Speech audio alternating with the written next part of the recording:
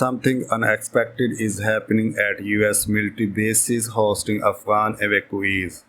Many hundreds of them are simply leaving before receiving US resettlement services. Two sources familiar with the data told Reuters. The number of independent departures, which topped 700 and could be higher, has not been previously reported. But the phenomenon is raising alarms among immigration advocates concerned about the risk to Afghans who give up on what is now an open ended, complex, and completely voluntary resettlement process. In the speed and chaos of the US withdrawal from Afghanistan in August following 20 years of war, many evacuees were brought into the United States under a temporary status of humanitarian parole. Once transferred to US military bases, Refugee Resettlement Group and US officials have been trying to connect people with services for a smooth transition to the United States. In a statement, a U.S. Department of Homeland Security (DHS) spokesperson declined to comment on the figure provided to Reuters by sources, but said people who had left the bases generally had ties to the United States, like family members or friends, and resources to support themselves. The spokesperson said that in addition, at the outset of the operation, many of those evacuated were U.S. citizens, permanent residents, or had approved special immigrants visas, so were able to depart quickly. But leaving early could cost other Afghan evacuees critical benefits, like expedited work permits, and create a slew of legal problems down the road, given the complexities of the U.S. immigration systems. It's a giant can of worms, said one US citizenship and immigration services official who spoke on condition of anonymity. This could lead to years and years of tribal immigration status problems. The benefits have evacuees have received have been more limited so far than what's offered to refugees, but that appears set to change following legislation passed on Thursday by Congress.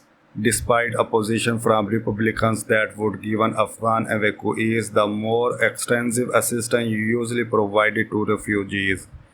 We should do everything in our power to help our Afghan allies get off to a strong start in their new homes, Democratic Senator Jeff Merkley said in a statement. The new legislation says Afghan asylum applications should be expedited, but those who leave US bases early might not get all the legal orientation they need start their application.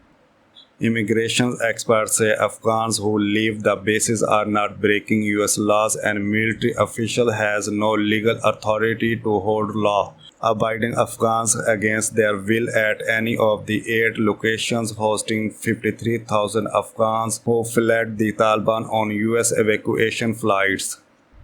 The scale of the independent departures vary from base to base. According to the sources, more than 300 alone at Fort Bliss in Texas, a figure that is likely to alarm both advocates and critics of the massive U.S. resettlement operation. However, US officials stress that all of the Afghans leaving US bases had already undergone security screening before arriving in the United States. The risk of the independent departures is to the Afghans themselves. Reuters viewed a document entitled Departure Information that is meant to warn Afghans considering leaving before completing their resettlement. It reminds them that on base they can get their immigration paperwork processed and even cash to help pay for travel to their destination in the United States. Margaret Stock, an immigration lawyer with expertise in cases related to the military, said the warning was not ill intentioned. She said, I think they are trying to look out for people. The people managing the bases are rightfully concerned that somebody might not be fully aware of the consequences of wandering off.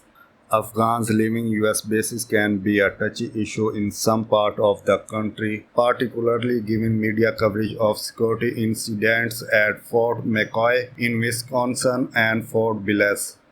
But General Galen Van Hark, head of Northern Command, pushed back on the idea that criminality was a problem on the US bases. He told Pentagon reporters on Thursday that the numbers of incidents involving robbery and theft were substantially lower than in the general US population, with only 8 cases in 6 weeks.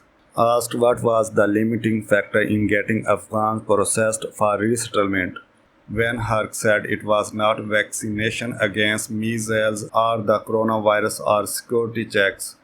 Instead, it was efforts by US officials to ensure each of the Afghan guests have a great place to land and have assurances for where they are going to relocate to. He said, so I understand that right now is the limiting factor on output.